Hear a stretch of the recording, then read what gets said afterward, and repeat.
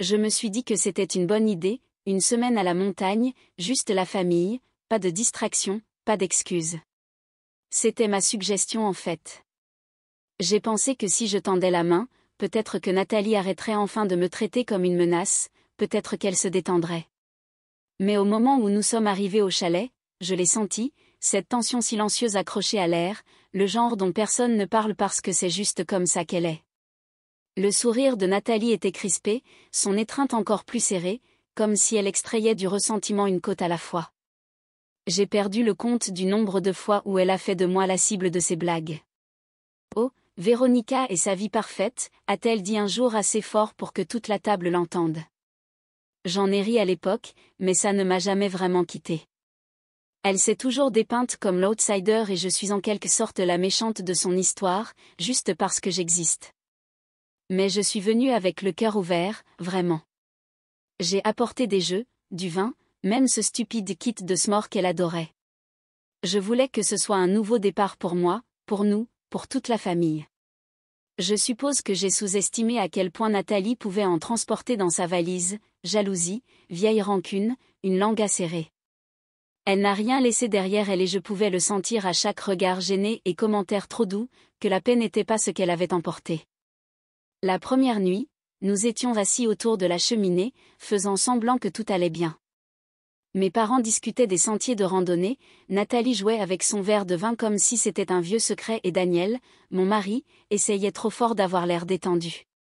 Je les regardais le regarder, la façon dont elle riait à ses blagues, même les plus stupides qu'il ne me racontait qu'à moi, la façon dont elle touchait son bras lorsqu'elle se levait, décontractée mais pas tout à fait. Je les remarquais à chaque fois. Je n'arrêtais pas de me dire que j'imaginais des choses, que j'étais dramatique ou peut-être même paranoïaque, mais je ne l'étais pas. Je connais la différence entre la chaleur et quelque chose qui brûle. Les yeux de Nathalie s'attardaient trop longtemps, ses compliments ressemblaient à du sucre avec une touche de citron et Daniel, il ne disait pas grand-chose, mais j'ai vu comment ses épaules se raidissaient lorsqu'elle s'approchait trop près. Il ne s'est pas éloigné, mais il ne s'est pas penché non plus. C'était suffisant pour que mon esprit continue de tourner. Pourtant, je n'ai rien dit. J'ai souri, j'ai servi des boissons, j'ai ri quand il le fallait parce que quand on est une femme comme moi, la forte, celle qui est toujours parfaite, on apprend très tôt que la paix n'est souvent qu'une performance. Et Dieu que je jouais bien, chaque muscle de mon visage me faisait mal à force de tenir le rôle. Mais au fond, quelque chose avait commencé à changer. Je ne le savais pas encore, mais je n'essayais plus seulement de maintenir la paix. Je commençais à en mesurer le coût. Les jours qui ont suivi ont été un flou de faux sourires et d'observations silencieuses. J'ai remarqué comment Nathalie s'arrangeait toujours pour s'asseoir à côté de Daniel, comment elle intervenait avant que je puisse terminer une pensée, comment elle lançait des petites piques déguisées en blagues comme « Waouh Daniel, tu as de la patience, je deviendrais folle si je devais coder mon garde-manger par couleur aussi. » Tout le monde a ri. Je ne l'ai pas fait, parce que je savais ce que ce rire signifiait vraiment. Il ne s'agissait pas de garde-manger, il s'agissait de pouvoir. Mais j'ai joué le jeu. J'ai aidé à préparer le petit déjeuner, je suis allée en randonnée, je l'ai laissé avoir ses moments parce que je voulais croire que ce voyage avait encore une chance de guérir quelque chose. Et peut-être qu'une partie de moi espérait que si je faisais preuve d'assez de grâce, elle finirait par s'adoucir, qu'elle arrêterait de me voir comme une concurrente. Mais l'envie se moque de la gentillesse, elle s'en nourrit. Et chaque moment de calme que je lui donnais, elle le remplissait d'amertume. Au bout de la 4e nuit, quelque chose en moi avait changé. Pas de la colère, pas encore, mais quelque chose de plus calme, de plus aigu, comme un fil qui se casse dans l'obscurité. Je ne savais pas ce que cela signifiait à ce moment-là. Je savais juste que ce voyage n'allait pas se terminer comme je le pensais. Je venais chercher la paix, mais Nathalie venait chercher tout autre chose. C'était censé être une nuit tranquille. J'avais laissé les autres près du feu en disant que j'avais mal à la tête. Honnêtement, j'avais juste besoin d'espace, d'un moment pour respirer sans que l'on me regarde, sans faire semblant. Le chalet était sombre et silencieux, à l'exception du léger craquement du vieux bois sous mes pieds. J'étais presque arrivée à notre chambre quand je l'ai entendu, des voix basses et trop proches. La porte de la cuisine était légèrement entr'ouverte. Je me suis figée. La voix de Nathalie est passée, tranchante comme du verre brisé. Je ne sais pas pourquoi tu l'as épousé, dit-elle lentement et sûrement. Tu aurais pu m'avoir. Tu pourrais encore. Et puis le silence. Pas de protestation, pas d'indignation, juste un silence si épais qu'il m'a coupé le souffle. Je suis restée là, une main sur le mur pour me stabiliser, mon cœur battant comme s'il voulait me précéder, fuir avant que le reste de moi ne rattrape ce que je venais d'entendre. Je n'ai pas bougé. Je n'ai pas affronté. Je n'ai pas pleuré. Au lieu de cela, je me suis reculée tranquillement, comme si je quittais une scène de crime, ce qui, d'une certaine manière, était le cas. Une trahison venait d'avoir lieu, peut-être pas par le toucher, mais par l'intention, par l'opportunité. Et le silence de Daniel, c'était la partie la plus bruyante. Il a résonné dans le couloir avec moi, s'est enroulé autour de mes côtes. Je n'avais pas besoin d'en entendre plus. Ce que j'avais entendu était déjà suffisant. De retour dans la chambre, je me suis assise au bord du lit, les chaussures encore aux pieds, les mains tremblant juste assez pour laisser échapper une pensée que je n'étais pas prête à nommer. J'ai regardé la fenêtre, le clair de lune traversant les rideaux comme un témoin silencieux. Je n'arrêtais pas de repasser le moment en boucle, sa voix, son silence, la façon dont elle l'avait dit, comme si ce n'était pas la première fois qu'elle y pensait, comme si ce n'était peut-être pas la première fois qu'elle le disait non plus. Je n'ai pas posé de questions. Je ne suis pas sortie en trombe. Ce n'est pas moi. Je ne suis pas celle qui renverse les tables. Je suis celle qui écoute, qui attend, qui observe. Et cette nuit-là, quelque chose en moi est devenu froid, non pas par faiblesse, mais par lucidité. Pour la première fois depuis longtemps, je les ai vus tous les deux clairement. Nathalie, toujours à la poursuite de ce que j'avais. Daniel, la laissant tranquillement graviter autour de lui. Et moi, j'en avais fini de jouer les pacificatrices dans une guerre qu'il menait déjà. Au lieu de m'effondrer, j'ai commencé à trier les souvenirs, les conversations, les regards que j'avais autrefois écartés. Tout a commencé à se réorganiser comme les pièces d'un puzzle dont je n'avais pas réalisé qu'il était incomplet. Mon esprit était calme mais tranchant, comme un couteau sorti du tiroir.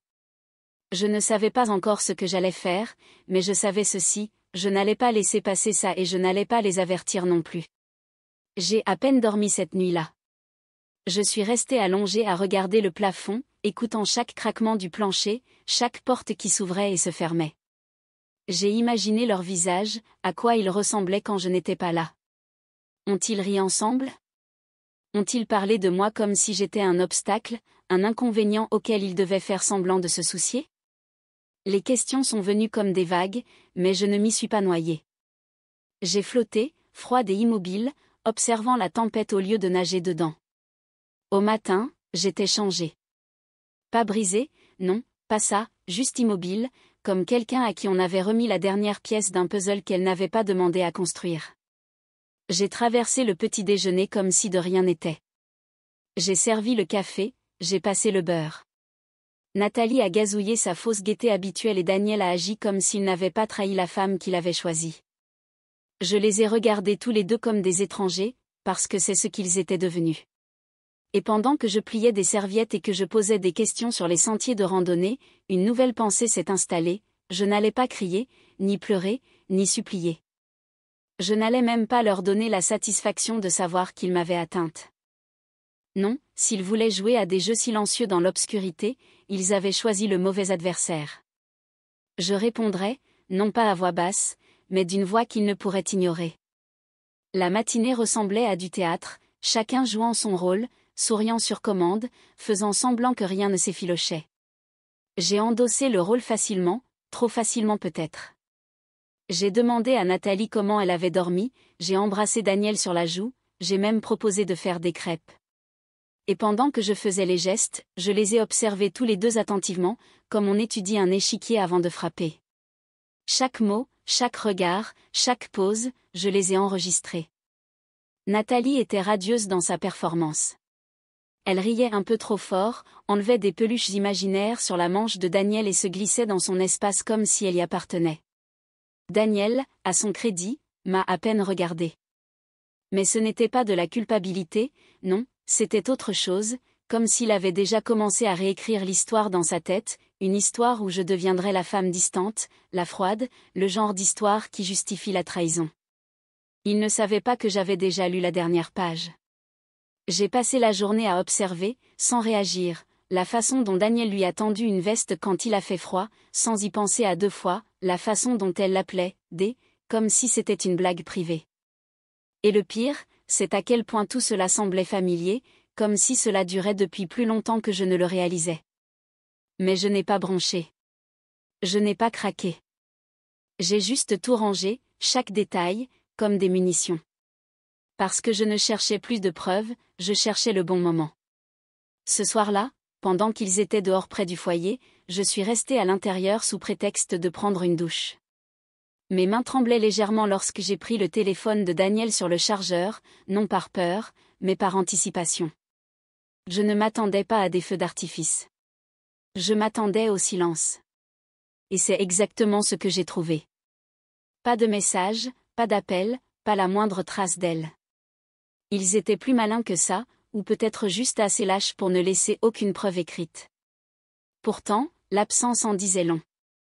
Elle confirmait ce que je savais déjà, que ce n'était pas un simple flirt, que c'était pratiqué, protégé. Et cela signifiait qu'ils étaient tous les deux pleinement conscients de la ligne qu'ils avaient franchie. J'ai reposé le téléphone doucement, comme s'il pouvait mordre, et j'ai regardé mon reflet dans la fenêtre sombre. Mes yeux n'avaient pas l'air tristes, ni même en colère, juste concentrés. C'était la partie de moi qu'ils avaient sous-estimée. Je n'avais pas besoin de SMS, ni de photos, ni de reçus. Je n'étais pas une avocate construisant un dossier. J'étais une femme reprenant le contrôle de son récit. Ils avaient choisi l'ombre. Je choisirais la lumière. Je choisirais la vérité, non pas celle qui implore la sympathie, mais celle qui arrache le masque. Je n'attendais pas de confession. Je préparais une révélation. Et quand elle viendrait, elle serait tranchante, précise et impossible à ignorer. Le dîner ce soir-là était calme, mais pas d'une manière paisible. C'était le genre de calme qui bourdonne sous la peau, trop poli, trop mesuré. Nathalie a complimenté ma cuisine avec ce sourire sirupeux et Daniel a hoché la tête comme s'il ne sentait pas l'air se raréfier autour de nous. J'ai souri aussi, j'ai dit merci, j'ai passé le sel. Mais à l'intérieur, j'étais à des kilomètres, répétant des répliques, lisant les visages, attendant le moment parfait dans la conversation pour briser tout ce qu'ils pensaient que je ne savais pas. Ils étaient si sûrs que j'étais encore dans le noir, si confiants dans leurs mensonges par omission. Mais je n'étais pas confuse. Je n'étais pas blessée. J'en avais fini de leur accorder le bénéfice du doute. Ils m'avaient retiré de leur scénario privé. Mais ce qu'ils avaient oublié, ce qu'ils n'avaient jamais vu venir, c'est que je tenais toujours les projecteurs. Et j'étais sur le point de les allumer à pleine puissance. Il y a quelque chose de magnifiquement cruel à laisser les gens croire qu'ils s'en sont tirés, à les laisser se prélasser dans le confort de votre silence, sans savoir que vous ne vous contentez pas de regarder, vous documenter. Ils chuchotaient dans les coins. Je planifiais en plein jour. Et au moment où ils réaliseraient ce qui allait arriver, j'aurais déjà préparé la scène finale. La dernière nuit avait ce sentiment forcé de célébration, comme si nous faisions tous semblant d'être le genre de famille dont les gens parlent en ligne. Le feu était allumé, la table était pleine et il y avait trop de vin pour que quiconque puisse penser clairement. Tout le monde parlait plus fort que nécessaire, trinquant et riant trop facilement. Nathalie portait du rouge, bien sûr qu'elle le faisait. Le genre de robe que l'on n'emporte pas pour un séjour en chalet, à moins d'essayer de se faire remarquer. Daniel n'arrêtait pas de la regarder. Je l'ai remarqué. Je le remarquais toujours. J'ai attendu. J'ai laissé la soirée s'étirer juste assez pour que tout le monde soit à l'aise. J'ai demandé à mon père des nouvelles du voyage de retour, j'ai taquiné ma mère à propos de ses bagages excessifs. Nathalie a fait une blague sur le fait que je me détendais enfin et Daniel a souri dans son verre comme s'il était dans le coup. J'ai souri aussi, chaleureuse, gracieuse, exactement comme il s'y attendait. Et puis je me suis levée, tenant mon vin comme si j'allais porter un toast, ce qui, d'une certaine manière, était le cas. Je veux juste vous remercier, ai-je commencé, la voix ferme et douce. Ce voyage a beaucoup compté. Certains d'entre nous sont venus ici pour créer des souvenirs, d'autres pour réécrire les anciens. J'ai laissé mes yeux parcourir la table, ne m'arrêtant que légèrement sur Nathalie, puis sur Daniel. Et certains d'entre nous, ai-je ajouté, se sont offerts au mari d'une autre femme. La pièce n'a pas réagi immédiatement. C'est comme s'ils avaient besoin d'une seconde pour réaliser que je ne racontais pas une histoire, j'en terminais une. Le sourire de Nathalie est tombé comme un rideau. Pendant une seconde, elle m'a juste fixé, figé, verre de vin à la main, comme si elle n'était plus sûre de la pièce dans laquelle nous étions. La fourchette de Daniel lui a glissé des mains et a cliqueté contre l'assiette, le son suffisamment aigu pour trancher à travers chaque once de comédie. Mes parents étaient assis, stupéfaits, la bouche légèrement ouverte, pris entre la confusion et l'horreur rampante de la compréhension. Je n'ai pas bougé. Je n'ai pas cligné des yeux. J'ai juste laissé les choses se poser. Personne n'a parlé. C'était ça la beauté de la chose. Je n'avais pas besoin d'un cri, ni d'un sanglot, ni d'un déni dramatique. J'avais juste besoin de ce silence lourd et haletant où tout le monde les voyait tels qu'ils étaient. Non seulement des frères et sœurs en conflit, non seulement un mari et une femme, mais deux personnes qui avaient trahi, menti et souri à travers tout cela. Et moi, j'avais simplement allumé les lumières. Puis j'ai plongé la main dans mon sac et j'ai posé un petit enregistreur sur la table. J'ai appuyé sur lecture juste assez longtemps pour entendre la voix de Nathalie résonner dans la pièce. Tu aurais pu m'avoir. Tu pourrais encore. Les mots ont flotté là, accablants et inébranlables. J'ai vu les yeux de ma mère s'écarquiller, la mâchoire de mon père se serrer, la main de Nathalie se ramollir. Daniel ne pouvait même pas lever les yeux. Je n'ai pas dit un mot de plus. Je n'en avais pas besoin. L'enregistrement s'est terminé et le seul son dans la pièce était le tic-tac doux de l'horloge de la salle à manger, comme si elle chronométrait un moment que personne n'oublierait. Les lèvres de Nathalie se sont entr'ouvertes comme si elle voulait se défendre, mais aucun mot n'est sorti. Et Daniel, il est resté assis là, clignant des yeux comme si, peut-être, il pouvait se transporter par un clin d'œil dans une réalité différente, une réalité où je n'aurais rien entendu, où je n'aurais pas appuyé sur lecture, où je serais restée silencieuse comme il l'espérait. Je ne les ai pas regardés, ni l'un ni l'autre. Au lieu de cela, je me suis tournée vers ma mère et j'ai souri, un vrai sourire cette fois, pas forcé, pas poli, juste libre. Merci à tous, ai-je dit calmement en ramassant mon assiette. Je pense que ce sera un voyage dont nous nous souviendrons tous longtemps. Je me suis levée, j'ai fait glisser ma chaise et je suis partie sans drame, sans cri, sans crise de nerfs. Juste la vérité résonnant plus fort que tout ce que j'aurais pu dire. Derrière moi, je pouvais sentir les retombées commencer, mon père marmonnant quelque chose dans sa barbe, ma mère posant des questions d'une voix paniquée, Nathalie luttant pour respirer, pour se remettre, Daniel toujours figé, se noyant dans le silence qu'il avait autrefois utilisé pour se protéger. Je ne me suis pas retournée. J'avais fait ce que j'étais venue faire. Et le silence qu'ils avaient utilisé pour me trahir, je l'avais transformé en leur condamnation. Je suis partie avant le lever du soleil. Pas d'au revoir, pas de dernier regard.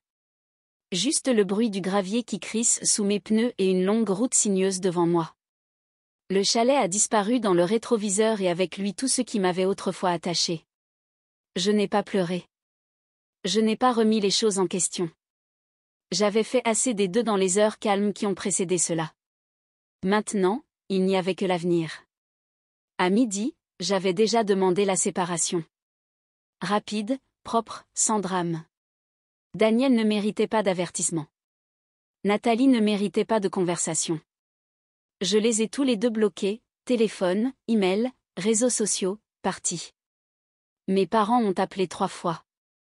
J'ai laissé sonner, puis j'ai finalement décroché et j'ai dit, vous pouvez garder la famille. Je garderai ma paix. Et c'était la fin de tout ça.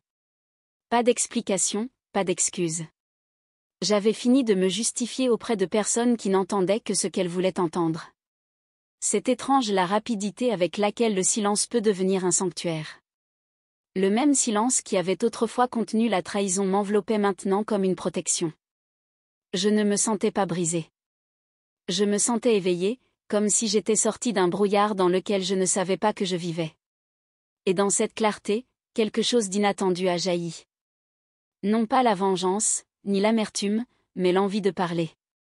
Non pas à eux, mais aux autres, aux femmes comme moi qui avaient souri à travers la douleur pendant beaucoup trop longtemps. Je n'ai pas nommé de nom. Je n'ai pas posté de photos. J'ai juste écrit. Une nuit, avec une tasse de thé et une couverture enroulée autour de moi comme une armure, j'ai tout tapé, l'escapade, l'enregistrement, le moment où je me suis levée à cette table et j'ai laissé la vérité respirer d'elle-même. Je ne l'ai pas dramatisée. Je ne l'ai pas embellie. Je l'ai écrit tel quel, calme, clair, dévastateur. J'ai cliqué sur « Publier » anonymement, puis j'ai fermé mon ordinateur portable, convaincu que personne ne le lirait jamais. Mais ils l'ont lu. Des centaines, puis des milliers. Des femmes surtout, certaines plus jeunes, d'autres plus âgées, toutes portant leur propre version de la trahison. Elles ont inondé les commentaires d'histoires que je n'avais jamais entendues, mais que je comprenais d'une certaine manière. Merci d'avoir écrit cela, ont-elles dit. Vous avez mis des mots sur ce que je ne pouvais pas. Certaines ont dit qu'elles avaient pleuré. D'autres ont dit qu'elles étaient parties. Une femme a dit qu'elle avait enfin affronté sa sœur après des années de déni. Je ne m'attendais pas à cela. Je ne m'attendais pas à être vue. Et dans ce curieux cœur numérique, quelque chose a encore changé en moi. J'ai réalisé que je n'avais pas seulement échappé à quelque chose de toxique. Je l'avais transformé en quelque chose d'utile. J'avais tiré le rideau, non seulement pour moi, mais pour d'autres encore assises dans le noir, attendant que quelqu'un d'autre dise « ce n'est pas normal ». Je ne me suis pas contentée de m'éloigner de Daniel et Nathalie. J'ai marché vers quelque chose de réel, quelque chose de plus fort que le silence. Je ne crois pas que tout arrive pour une raison. Certaines choses arrivent parce que les gens sont égoïstes, parce qu'ils mentent, parce qu'ils pensent que personne ne les regarde. Mais je crois au choix. Et j'ai choisi d'arrêter de me rétrécir. J'ai choisi d'arrêter de simuler la paix tout en saignant intérieurement. Je me suis choisi pleinement, sans m'excuser. Et ce n'est pas quelque chose que Daniel ou Nathalie ont jamais vu venir. Ils s'attendaient à de la rage ou du silence. Au lieu de cela, ils ont eu une histoire. Et le monde a écouté. De temps en temps, quelqu'un m'envoie un message, une inconnue, une sœur, une épouse, disant « Je me suis reconnue dans vos mots ». Et je pense que c'est là le but. Nous vivons une grande partie de notre douleur seule, en nous convainquant tranquillement qu'elle n'est pas assez importante pour compter. Mais elle compte. Et lorsqu'une femme brise ce silence, cela donne aux autres la permission d'en faire autant. Je n'avais pas l'intention d'être courageuse. J'ai juste refusé de continuer à ravaler ma voix. Ils ont essayé de me briser tranquillement, à huis clos, avec des regards, des secrets et des sourires. Ils pensaient que je ne le remarquerais jamais. Mais je ne me suis pas brisée. Je me suis reconstruite. Non pas de la façon dont ils le reconnaîtraient, mais de la façon qui m'a rendue intouchable. Parce que je n'ai pas seulement survécu à ce qu'ils ont fait. Je l'ai transformé en quelque chose de plus fort, de plus puissant. Et c'est à moi.